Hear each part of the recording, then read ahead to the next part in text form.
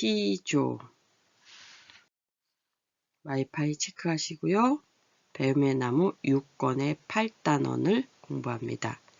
시조라는 형태의 그 시를 감상하시고 읽고 나서 느낌과 생각을 어떻게 표현했는지 또 내 생각은 어떠한지 비교해 보겠습니다. 시조. 우선 시조가 뭐예요? 우리나라 고유의 정형 시다. 우리나라 거예요. 근데 형태가 좀 갖추어져 있는 거예요. 고려시대 말기부터 발달해 왔어요. 고려시대니까 지금 조선시대 전에, 그 바로 전에 말기부터 발달해 온 어떤 형태, 문학의 형태예요. 자, 시조를 읽고 생각이나 느낌을 말하기가 오늘의 그 배우는 학습 목표가 되겠습니다. 시조는 고려시대 말기부터 발달해 왔는데 우리나라 고유의 정형시다. 너무 이렇게 말한 게 좀 이렇게 정의를 내린 게 어렵다 하면은 어떤 형식인가를 한번 보겠습니다. 3장, 초장, 중장, 종장 이거를 말해요. 세 줄이에요. 이렇게 초장, 중장, 종장. 처음에, 가운데, 끝에 이런 거죠. 그 다음에 6구. 이렇게 구. 구는 어떤 문장이 갖춰진 문장 전에 이렇게 2개 이상 모여서 된 거를 구라 그러거든요. 구, 절 뭐 이런 거는 나중에 문장할 때 배우고요. 이렇게 되는 게 구다. 이런 걸 아시면 되겠습니다. 이렇게. 이런 게 6개나 돼요. 하나, 둘, 셋, 넷, 다섯, 여섯. 네, 3장 6구. 9절이에요, 9절 이렇게. 그 다음에 45자는 요 글자가 이렇게 쭉 하면 한 줄에 약 15개. 초장, 중장, 종장 글자가 15개씩 3번 모이면 45자가 되더라. 그 다음에 음보는 읽기에, 끊어 읽기에 이렇게 하나하나 음이 아니라 딱 끊어서 있는 거가 뭐 이렇게 태산이, 높다 이렇게 끊어 있는 단위가 아니라 끊어 읽는 단위예요. 이렇게 읽는 단위, 하늘 아래 이렇게 글자 쓰기, 띄어쓰기가 아니라 읽는 단위입니다. 그래서 이렇게 사음보, 4번, 4걸음에 소리를 내는 게 4번 간다 해서 음보라 그래요. 해산이 높다 하되 하늘 아래 메이로다. 자, 이해되셨나요? 우리나라 고유의 정형시는 시조라고 하는데 어떤 형식이 있냐면 초장, 중장, 종장, 그 다음에 6구, 그죠? 3장, 6, 9, 45자, 음보, 하나, 둘, 셋, 넷, 끊어읽기 단위가 4번이더라 하는 이런 형식을 갖춰져 있어요. 그러니까 처음에는 이런 거를 잘 공부하기가 어렵겠죠. 양반들이 주로 즐겼어요. 처음에는요. 그리고 이때 당시는 한글이 나오기 전이에요. 이 한글은 있었지만, 우리 말은 있었지만 한글은 나중에 세종대왕님께서 이거를 창제하시잖아요. 근데 고려 말기이기 때문에 세종대왕님은 아직 여기 등장하지 않은 시절이에요. 고려, 그 다음에 조선시대가 넘어오잖아요. 그래서 드라마에 뭐 이방원 이렇게 많이 나왔죠. 그 이방원이 바로 조선을 개국하는데 공신이었어요.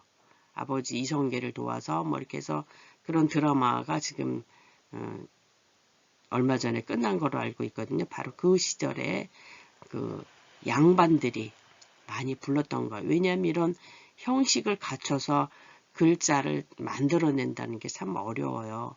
우리 교복을 입고 사복을 입고 뭐 이런 거 있죠. 그것도 교복을 입으면 딱 어떤 형식이 갖춰져 있잖아요.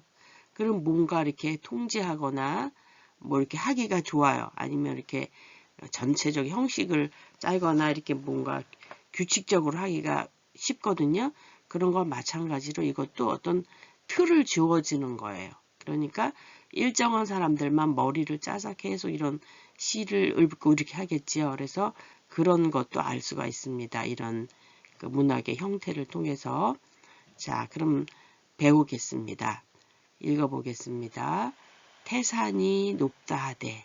이건 클테예요. 아주 높은 산이 큰 산을 태산이라고 그래요.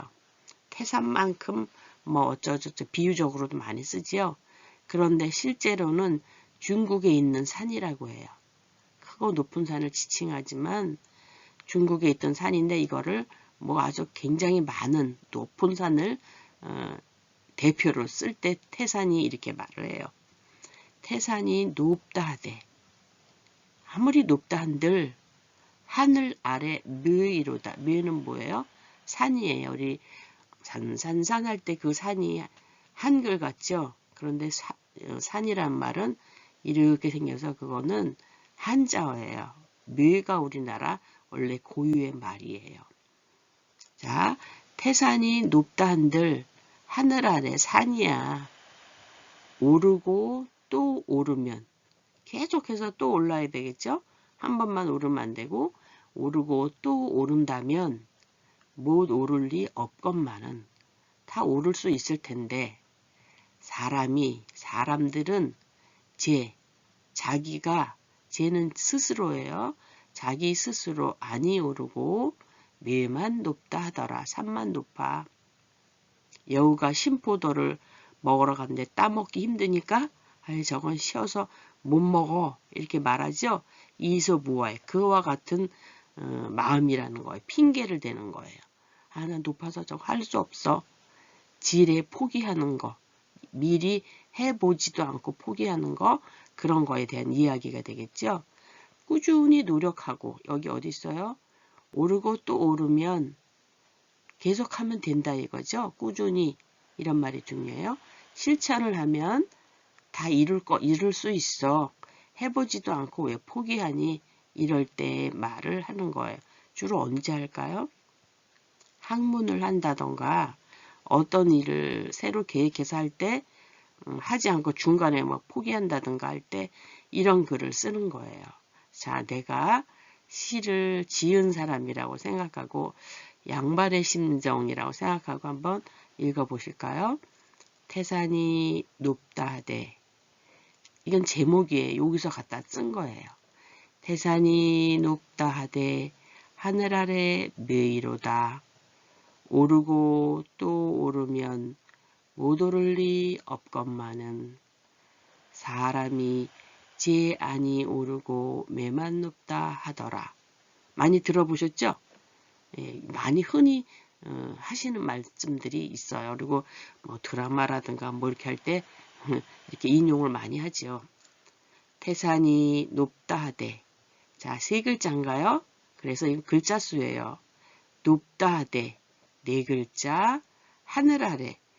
하늘 아래는 네 글자지만 요 세 글자에서 이런 여기 정해진 틀에서 한 글자씩 모자라서 두 자가 돼도 되고 한 글자가 더 많아서 네 글자가 돼도 된다는 얘기예요.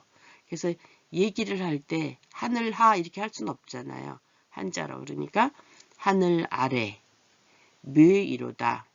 이것도 네 글자를 좀 맞춰주니까 묘다 이렇게 하는 것보다 묘이로다 이렇게 읽어주는 게 훨씬 더 낫겠죠. 그래서 이 글자를 맞춰주는 거예요. 오르고 또 오르면 똑같은 형태죠. 세 글자, 네 글자. 못 오를 리. 자, 이 발음을 잘 못하시는 분도 계시죠. 못 오를 리 없건만은 이것도 지금 글자가 세 글자에서 벗어나서 네 글자가 됐죠. 그래도 된다는 거예요. 음보상으로는 못 오를 리 이렇게 한꺼번에 읽어줘야 되는데 이거를 다르게 읽어주면 안 되겠죠. 그래서 이렇게 표시해 놓은 거는 끊어 읽기를 이렇게 해라는 거예요. 음보를 사음보를 해주기 위해서 이렇게 끊어서 해준 거예요. 읽기가 훨씬 좋고 뜻을 파악하는 데도 좋아요. 근데 이제 마지막에 종장에 가서는 얘는 꼭 반드시 빨간색으로 표시했죠? 어떻게 해요? 항상 세 글자를 맞춰줘야 돼요. 그러니까 여기를 잘 해야지 이 시조가 이렇게 잘 이어지겠죠? 사람이 제 안이 오르고 매만 높다 하더라. 자, 여기는 초장, 중장, 중장이 있는데 어때요? 어디에 주제가 있을 것 같아요? 여기에 있을 것 같죠? 매만 높다 이렇게 핑계하지 마. 주로 종장에 많이 있을 수가 있어요. 이 끝에 자기 의견을 여기 일반적인 거를 얘기하고 나중에 자기 그 의견 또는 느낌을 말하는 게 여기에 가서 있을 수도 있어. 꼭 그런 건 아니지만 대체로 그래요. 자, 여기 제가 표시를 해놓은 거는 요거는 하나의 구를 말하는 거, 구, 어구. 말의 하나가 딱 구절이 이렇게 이어지는 거 있죠, 이렇게. 그래서 3사, 3사, 3사, 3사. 음보는 4음보고 6구는 2개씩 이렇게 두 음보를 묶어서 9로 이렇게 잡아서 6구, 3장, 초장, 종장, 종장 이런 게 뭐다? 시조다. 이런 형식이었어요. 그런데 이거를 지은 사람은 누구냐면 양사원이라는 분이에요. 조선 중기, 중기면 우리 임금님 그 메울 때 태종, 태세, 문단세, 예성, 연종, 임명 이러면서 길게 다 할 수 없으니까 태조, 태종 뭐 이렇게 세종 뭐 이렇게 할 수가 없으니까 그 앞 글자를 따서 많이 외웠거든요. 그럼 여기는 어때요? 조선 중기면 지금 2022년이잖아요. 1500년대에는 뭐 인조, 선조, 인종 이런 사람, 인조 이런 사람들이 있던 시기예요. 그래서 임진왜란을 생각하시면 돼요. 그 무렵에 좀 어지러운 시대에 양사원이라는 분이 이런 거를 지금 사람들한테 뭐 자신한테 훈계할 수도 있고 사람들한테 훈계할 수도 있죠. 그래서 이분이 포천의 신북면 기지리에서 출생하신 분인데 시조집을 다 옛날 시조집을 묶어놓은 게 있어요. 여기에 청구영원이라는 곳에 실려있는 글을 이렇게 사람들이 읊고 감상하고 있다고 합니다. 자, 한번 읽고 넘어가겠습니다. 태산이 높다 하되 태산이 높다 하되 하늘 아래 묘이로다. 오르고 또 오르면 못 오를 리 없건만은 사람이 제 안이 오르고 매만 높다 하더라. 네, 느낌이 오시죠?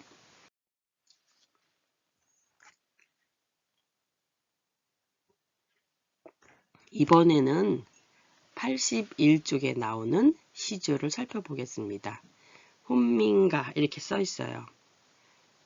여기는 제가 주제를 효도 여기다가 지금 써놨는데요. 이거를 지으신 분은 정천이라는 분이에요. 이분도 마찬가지예요. 조선 중기 시대의 사람이에요. 그래서 이분도 여러 가지 뭐 사건에 연루돼서 유배도 갔다가 뭐 이렇게 다시 했다는데 워낙 출중하신 분이기 때문에 강원도 관찰사를 가서 사람을 이렇게 좀 이렇게 도정을 살피면서 이런 시조를 쓴 거예요. 시조는 한수, 두수 이렇게 말하는데 16수 중에서 그 중에 하나예요.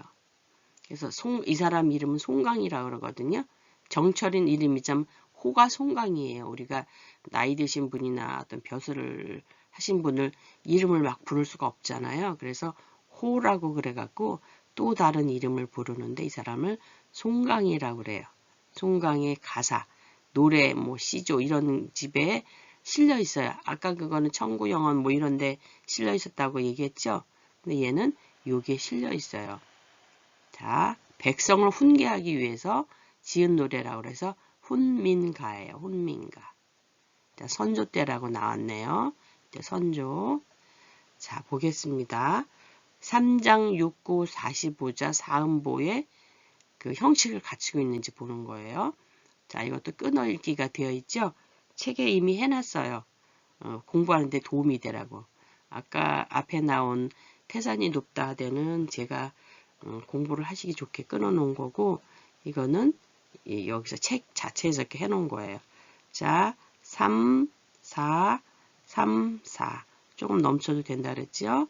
3, 4 여기는 적어진 예죠. 아까는 글자가 많아졌지만 얘는 적어졌어요. 그래도 상관없다 이거예요. 3, 4 여기서 한두 글자가 많아지거나 적어져도 괜찮다. 이렇게 약간 여유를 뒀어요. 애달다 어이하리 3, 4. 얘는 항상 세 글자를 해야 돼요. 3543 평생에 고쳐 못할 일 이뿐인가 하노라. 우리 제가 숫자 이게 뭐예요? 글자 수를 말하는 거예요. 자, 그럼 이제 내용을 한번 읽어보겠습니다. 사음보시 끊어서 읽어보는 거죠. 어버이 살아실제 섬기기를 다하여라. 돌아간 후면 애달다 어이하리. 평생에 고쳐 못할 일 이뿐인가 하노라. 자, 이거를 갑자기 읽으라고 하시면 이 내용을 조금 한 번이라도 읽거나 아시는 분은 이렇게 뭐 띄어읽기를 잘 읽는데 어떤 어머니 이렇게 읽으시더라고요. 어버이 살아실 제 섬기기를 이렇게 끊어 읽으세요. 그러면은 이 맛이 안 나고 뜻도 달라질 수가 있죠. 그래서 요 사음보를 잘 맞춰서 끊어 읽기를 해 주시는 게 좋겠습니다. 자, 우리 걸음도 한 걸음 또박또박 걷듯이 말도 끊어서 읽어야지 귀에 똑똑하게 잘 들리고 이렇게 이해가 잘 되거든요. 자, 보겠습니다. 어버이 살아실제 섬기기를 다하여라. 이거는 때나 마찬가지예요. 때, 뭐뭐 할 때, 살아계실 때 잘 모셔라 이런 소리죠. 돌아간 후면 애달다 어이하되 이거는 시에서는 쓰는데 원래는 애달프다. 이게 표준어래요. 애달프다. 돌아간 후에 가슴 쓰려 울고 애이고 대이고 하면 어떡하느냐. 필요 없다. 소용없다. 이 소리예요. 평생에 생전에 고쳐 못할 일, 다시 해보지 못할 일은 이것뿐이야. 부모님한테 효도하는 게 굉장히 중요한 거야. 효도. 딱 느껴지죠? 평생에. 그래서 우리가 아마 이분이 관찰사니까 뭐 장례 이런 것도 많이 보겠지요. 사람들이 막 울고 어떤 이런 폐단이 막 있는데 그럴 필요 없어. 살아계실 때 잘해. 이런 거 있죠? 노래, 가요에도 그런 거 있잖아. 있을 때 잘해. 있을 때 잘해야지 가신 다음에 하면 무슨 소용이 있어요.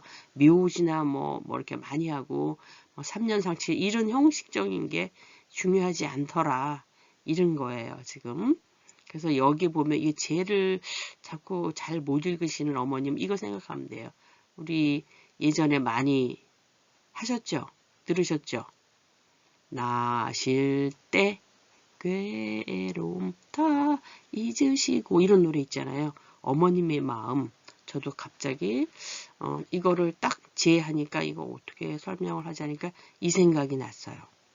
양주동 박사님이 작사를 하시고 이용렬 선생님이 곡을 지으신 이런 거 있어요. 마침 며칠 있으면 어버이날이죠. 이럴 때 부르는 거. 높고 높은 하늘이라 이런 것도 있지만 나 실제 괴로움. 얼마나 높으면 하늘보다도 더 높고 이렇게 되겠어요. 여기는 또 어머니만 나실 때 괴로움 다 있고 진자리 맞은 자리 가라앉으시며 이런 거 생각하면 부모님께 효도해야 된다 이런 생각이 나오죠. 자, 이런 거예요. 그리고 또 이런 말도 있죠. 자식이 효도하고자 하나 부모가 기다리지 않는다. 이미 깨달았을 때는 늦었어요. 그러니까 어떻게 해요? 어버이 살아실제 섬기기를 다하여라. 그런데 이런 것도 사실 교육이에요.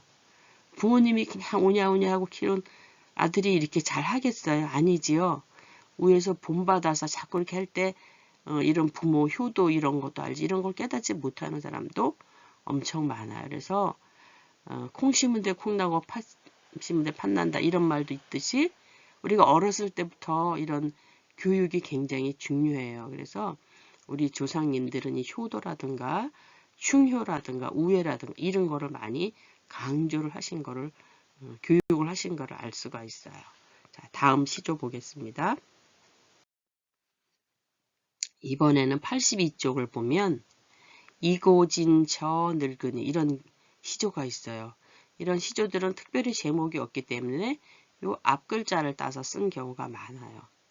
자, 34, 34, 34, 34, 35, 43. 여기는 항상 지켜주는 규칙이 있었다 그랬죠. 그 중에서도 나머지는 좀 여유를 두었어요. 이것도 아까 그 정철이 관찰사를 하면서 지었다 그랬죠. 혼민가. 그 중에 하나예요. 송강가사 중에 하나예요. 백성을 훈계하기 위해서. 아까는 혼민가 이렇게 했지만 여기는 이고진 저늙으니. 혼민가에서는 뭘 나타냈었나요? 백성들아 돌아가신 부모님 살아생전에 모셔라 이런 거였죠. 효도예요. 그럼 여기는 어떤 내용을 했는지 느낌, 생각을 한번 같이 공유를 해보겠습니다. 자, 어떤 사람이 저쪽에 늙은 나이 드신 분이 지나가고 있는 걸 보고 지금 시를 읊은 거예요. 이고진이 뭐지?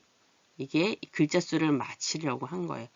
머리에 이고, 예전에는 머리에다 많이 이고 다녀서 또알이라고 그러나요? 또알이? 머리에다 이렇게 왔다 갔다 하지 않게 하는 거. 이거를 머리에다 이고, 지금도 아마 농촌에 가면 어르신들 머리에 많이 이고 다녀요.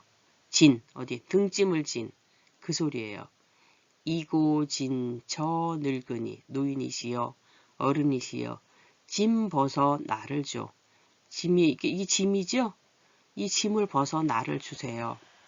나는 젊었으니 돌인 듯 무거우랴. 돌인들 이렇게 생각하셔도 돼요. 나는 젊었으니 돌인들 무겁겠습니까? 어르신은 나이가 들었잖아요. 그리고 허리도 휘고 뭐 여러 가지 그렇겠죠? 늙기도 서러운데 나 늙고 싶지 않아요. 그런데 나이가 먹으면 저절로 늙어지거든요. 대접 받을 수도 있지만 대접받지 못할 경우도 많아요. 예전에 특히 그랬죠. 그래서 늙기도 서러운데 짐조차 지실까? 이거는 뭐예요? 짐까지 지시는군요. 안타깝다 이런 말이 들어가 있죠. 지실까 하고 물어보는 게 아니에요. 이거는 뭐 하랴 하고 물어보는 게 아니에요. 어떤 느낌을 나타내기 위해서 이렇게 강조를 하는 거예요. 나는 젊었으니 돌인들 얼마나 무겁겠어요. 짐조차 지시다니요. 이렇게 물어보는 게 아니라 얘는 어떤 느낌을 이렇게 반문하는 거예요. 강조를 하기 위해서. 자, 다시 한번 읽어볼까요? 이고진 저 늙으니 짐 벗어 나를 줘. 나는 젊었으니 돌인들 저는 예전에 배울 때 들 이렇게 배운 것 같아요. 여기는 돌인 듯 무거우랴. 여기 책에는 이렇게 나와 있어요. 교재에는 자 돌인 듯 무거우랴. 늙기도 서러운데 짐조차 지실까. 자, 이건 어떤 거예요? 우리 부모님이 아니라 이웃 또는 그런 어르신을 공경하는 마음이지요. 그래서 우리나라 말에는 존댓말이 참 많아요. 다른 데보다도 참 많아. 다른 다른 나라 말에 비해서 존댓말이 많거든요. 바로 이런 어르신을 공경하는 것도 하나의 덕목이라고 생각했기 때문에 이렇게 했던 거예요. 그래서 이런 거는 참 좋죠. 예전에 덕목을 배워서 오늘에도 이어나가자 하는 의미에서 이런 걸 실었을 수도 있어요. 자, 어떤 느낌인가요? 어떤 생각인가요? 어르신을 공경해야겠구나.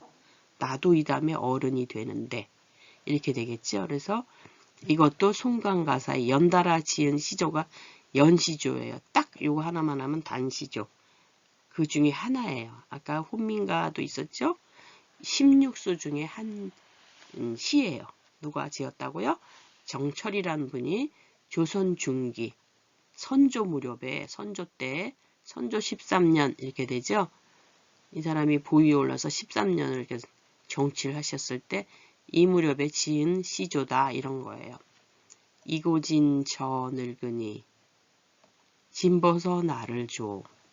나는 젊었으니 돌인 듯 무거우랴.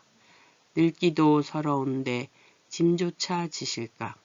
예전엔 그래서 이 경로 사상이 있어서 차를 타거나 뭐 무거운 짐을 들고 가면 이렇게 들어주는 사람들이 참 많고 이렇게 양보하는 사람이 많았어요. 근데 요즘은 점점 이런 게 사라지죠. 오히려 어린아이들은 이런 걸 잘해요. 근데 좀 나이 드시고 물론 사느냐고 힘들고 직장 다니냐고 피곤해서 눈 감고 뭐 스마트폰 보고 이렇게 하느냐고 그럴 수도 있지만 이런 거는 아까 제가 말씀드렸죠. 어려서부터 교육을 해야지 돼요. 그래서 이게 계속 이어지는 거지 어느 날 갑자기 나만 생각하고 이렇게 개인주의가 팽배할 때는 이런 게 되지가 않거든요. 그러니까 이런 시조를 통해서 우리가 이런 거를 깨닫고 느껴야 되겠습니다. 자, 그럼 우리가 그런 걸 배웠으면 나도 시조를 한번 써봐야지 흉내를 낼 수가 있어야 돼요. 그래서 3장 6구 45자 사음보. 자, 거기에 맞춰서 지금 여기 하나 나왔어요. 성인문의 학습자들의 그 공부하는 즐거움을 지금 나타낸 것 같죠? 얼른 눈으로 봐서도. 그래서 읽는 것은 기쁘고 쓰는 것은 신난다. 자, 83쪽에 나와 있는데요. 보면 한번 끊어서 해볼까요? 읽는 것은 그렇죠? 내용이 여기서 세 글자라고 해서 읽는 것 여기서 끊으면 안 돼요.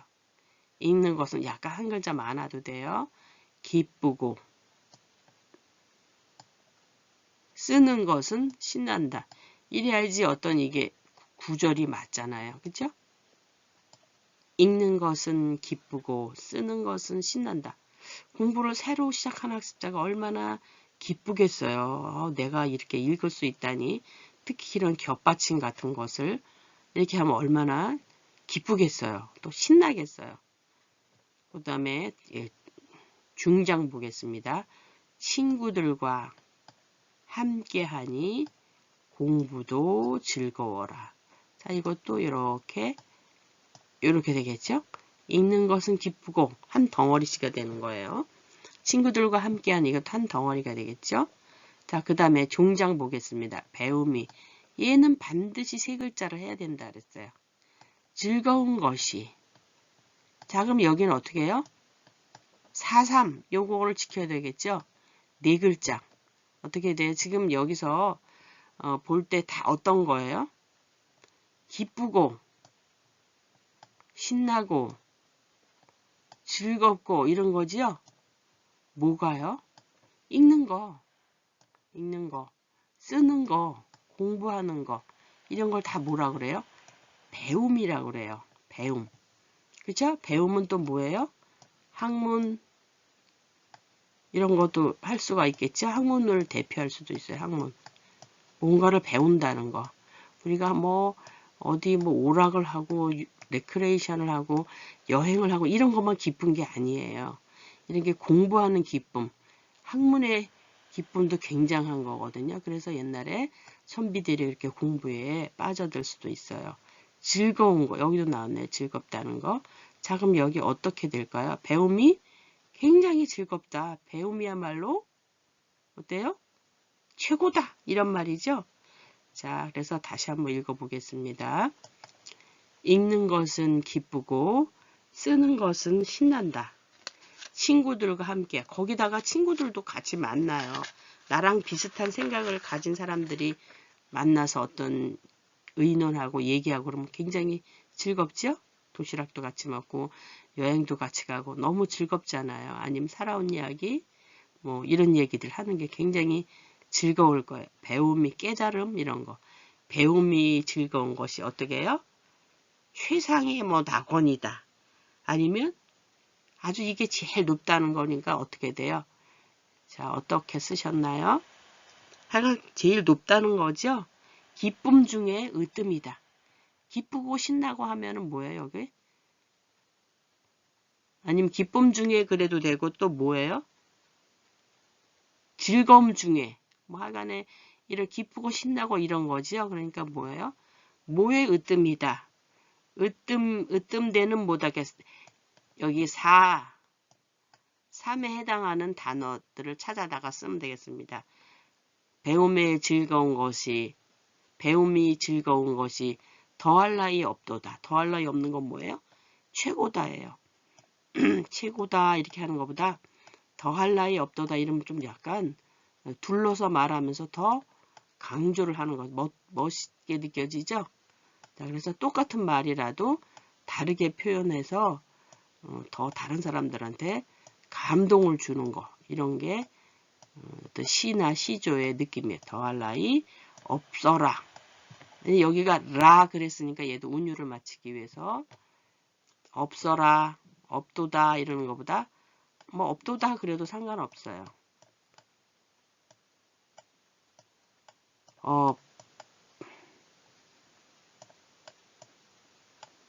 없어라 이렇게 되겠죠? 자, 이렇게 할 수도 있고 또 아니면 또 다르게 어떻게 돼요? 기쁨 중에 으뜸이다. 뭐 여러 가지 기쁘고 신나는 것 중에 으뜸이다. 즐거움 중에 으뜸이다. 뭐 이렇게 했는데 여기서 여기다가 하나 예예요. 이게 기쁨 가운데 뭐 이래도 되고 하나의 예니까 여러분들은 또 다르게 쓰셔도 되겠죠. 학습자님들은 기쁨 중에 기쁨 가운데 뭐 이런 거니까 뭐뭐 가운데를 중의 한자열어서 으뜸이라. 으뜸이 뭐예요? 제일 높다는 거죠. 최고라 이런 거죠. 기쁨 중에 으뜸이라 이렇게 써두고 최고라 이렇게 해도 되죠. 으뜸이라. 난 이게 으뜸이라 네 글자를 안 쓰고 기쁨 중에 최고라 이렇게 쓸 수도 있죠. 네, 마우스로 글씨가 이상한 건 좀 양해를 부탁드리겠습니다. 자, 이렇게 글자 수를 맞춰봤어요. 자, 한번 해볼까요? 읽어볼까요? 읽는 것은 기쁘고 쓰는 것은 신난다. 친구들과 함께하니 공부도 즐거워라. 배움이 즐거운 것이 더할 나위 없어라. 배움이 즐거운 것이 기쁨 중에 으뜸이라. 배움이 즐거운 것이 기쁨 중에 최고다. 뭐 놀러 가고 뭐 여러 가지 여행 가고 이것도 굉장히 좋은 일이지만 나는 학문을 하면 할수록 우리 농사 져서 땅을 파고 새싹이 나고 굉장히 기쁘시잖아요. 그 힐링이 되는 것처럼 이 공부를 하다 보니까 새로운 깨달음과 이 무궁무진한 학문의 세계에 내가 빠져들게 되는 그런 걸 말해요. 그러면 여기는 뭘까요? 배움의 기쁨, 학문의 기쁨 이런 게 되겠죠. 제가 글씨가 좀 여기기 때문에 좀 하기 힘들어서 여기는 뭐야? 배움의 즐거움 이렇게 하면 되겠죠. 배움의 즐거움, 학문의 즐거움 이래도 돼요. 내가 어떤 단어를 쓰느냐 의미가 통하되겠죠. 배움 또는 학문, 학문하는 즐거움, 뭐 학문의 즐거움 이래도 돼요. 의 즐거움, 즐거움으로 선택하겠습니다. 즐거움, 학문하는 즐거움 이래도 괜찮아요. 즐거움, 그렇죠? 이런 거, 이런 맛에 공부를 하는 거예요. 자, 우리 학습자님들도 오늘 시조를 통해서 이렇게 새로운 그 형태를 배웠어요. 우리 고유의 정형시다, 삼장육구. 제가 여기 계속 그 기억하게 하기 위해서 여기다 이렇게 써놓은 거예요. 이제 많이 반복하다 보니까 익혀지죠? 입에 이거를 외우셔야 돼요. 34, 34, 34, 34. 이게 뭐지? 글자수. 3543. 3543 여기는 항상 지켜야 된다. 이런 형식을 갖춰진 거가 시조다 이런 거 배우셨어요.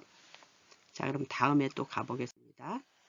자, 이번에는 이제 마무리를 하는데 워크북에 나와 있는 거를 해보겠습니다.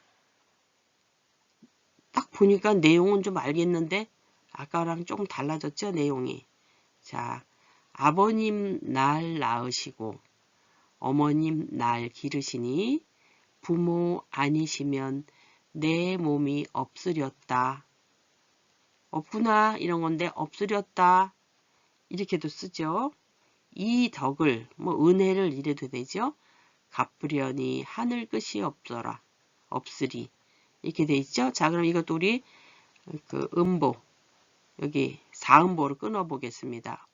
3 4 3 4 여기도 3 4 3 4 3 5 4 3 이렇게 돼. 글자 수가 조금 모자라는 거 아까 다 허용된다 그랬죠. 자, 읽어보겠습니다. 아버님 날 낳으시고 어머님 날 기르시니 부모 아니시면 내 몸이 없으렸다. 이 덕을 갚으려니 하늘 끝이 없으리. 자, 아까 우리 살아생전에 부모님께 효도하라는 그런 거, 정철에 그런 거 있었죠? 그 살아생전에 부모하고 돌아신들 어떻게 할 수가 없도다 하는 그런 거랑 똑같은 의미예요. 내용을 보니까. 그런데 조금 이상한 것이 우리가 요즘의 시선으로 보면 아버지가 날 낳으셨어? 이렇게 말할 수 있지만 우리의 유교, 음양오행에 보면은 이건 아버지가 씨가 있어야지 어머님이 날 낳잖아. 이렇게 된 거죠. 그래서 아마 성씨도 김씨, 씨, 박씨 이런 것도 아버님 성을 따르고 있어요. 우리나라는요. 그래서 이런 사상이 여기 들어있기 때문에 신체적으로는 어머님이 낳으시지만 이렇게 유교 사상 이런 게 들어있어요. 음양오행이라든가 뭐 이런 게 있어요. 그래서 어머님이 날 기르시는 거 아까 마른 자리, 진 자리 양준홍 박사님의 그 저기죠. 그래서 어머님이 나를 더 많이 이렇게 기울이지만 예전에 아버님들이 훈육을 한다든가 이런 거는 아버님이다. 그래서 아버님 날 낳으시고 어머님 날 기르시니 이렇게 들어와 있어요. 부모 아니시면 부모가 없다면 내가 어떻게 태어났을 거야. 근데 나를 왜 태어나게 했어? 요즘 이 세태가 하도 안 좋다 보니까 이렇게 하는 사람도 있지만 실제는 부모 때문에 내가 부모 때문에가 아니죠. 덕분에 내가 이 세상에 태어났으니까 잘 살아야지, 효도해야지 이런 마음이 여기 담겨 있는 거예요. 이 덕을 이 은혜를 하면 네 글자가 되니까 이 덕을 이렇게 했을 수도 있어요. 은혜를 이렇게 하는 것보다 이 덕을 이거 바로 이 덕을 갚으려니 하늘 끝이 없어라. 끝이 없는 거예요. 그럼 어떻게 돼요? 하늘이 가장 높은 거라는 거야. 아주 최고의 우리 하늘만큼 땅만큼 아까 높고 높은 하늘이라 바로 이런 거죠. 끝이 없도다. 갚아도 다 갚지 못해. 사랑은 내리사랑이야. 이런 의미겠죠. 그래서 여기도 주제가 뭐예요? 효도가 되겠어요. 효도. 부모님께 효도하라. 그래서 이런 거가 우리의 그 충효사상 또는 어버이를 모시는 효도사상 이런 게 우리의 덕목이었어요. 또는 아까 어르신 공경 이런 거였죠. 그래서 이거가 이렇게 많이 다른 사람들도 이렇게 많이 쓰고 있어요. 아까 혼민가 있었죠? 살아생전에 효도를 다해라 뭐 이런 거 돌아서 생전에 갚을 길이 없는 거 이뿐인가 하노라 뭐 이런 거 있잖아요. 정철에. 이건 주세봉의 오륜가라든가 이런 데도 나와 있고요. 명심보감 이런 데도 나와 있어요. 뭐가? 이 효도에 관한 게 이렇게 나와 있다는 거예요. 그래서 오늘 배운 시조 중에는 학문에 대한 거 있었죠. 태산이 높다 하되 이런 거 있었고요. 또 효도에 관한 게 있었어요. 혼민가라든가 지금 이런 거 아버님 날 낳으시고 얘도 제목이 없기 때문에 이렇게 보통 아버님 날 낳으시고 이렇게 해서 구별을 해서 해요. 그 다음에 이고진 저늙은이 이거는 뭐예요? 공경 그 어르신 공경 그런 경로사상이 들어있죠. 바로 이런 것들을 배웠어요. 그러니까 우리의 그 내려온 전통 사상이라고 할 수가 있어요. 자, 그럼 오늘 배운 거를 복습하겠습니다. 이와 같은 형식의 글을 뭐라 그런다 그랬어요? 시조다. 우리나라가 예전부터 이어져 내려온 시조다. 시조예요, 시조. 문학의 형태의 시조를 말하는 거예요. 이 글에서 나를 낳아주신 분은 누구예요? 낳아주시는 분? 아버님. 아버님이 되겠죠? 아버님. 자, 아버님 여기 있어요. 어디서? 이 글에서 찾는 거예요. 다른 걸 찾는 거 아니에요. 이 글에서 찾아야 돼. 가끔가다 이렇게 질문을 하면 엄마가 낳았잖아요. 이렇게 말하실 수도 있어요. 그런데 그게 아니라 이 여기서 있는 거, 이 글에서 있는 거예요. 그래서 이 글에서 이렇게 돼 있잖아요. 여기 그래서 문제를 이렇게 잘 읽어야지 돼요. 나를 낳아주신 분과 길러주신 분은 어머니. 앞에 글자만 쓰겠습니다. 글씨가 쓰기가 힘들어서. 자, 이 글을 읽은 사람들은 어떤 생각을 하겠습니까? 어때요? 아, 효도를 해야 되겠다. 그죠? 효 하나만 쓸게요. 이것도 효. 이래도 우리가 부모님께 효. 왜요? 부모님이 없으면 난 태어나지도 않았을 거야. 그리고 마른 자리, 진 자리 가라앉으며 또 내가 잘 되기를 바라는 그런 마음으로 이렇게 하니까 끝이 없도다. 부모님께 효도해야 되겠다. 이제 며칠 있으면 어버이날 되시죠? 자, 효도들 많이 하시고요. 이런 시조를 배워서 다시 한번 부모님 생각을 해보시기 바랍니다. 오늘은 시조에 대해서 배웠습니다. 감사합니다.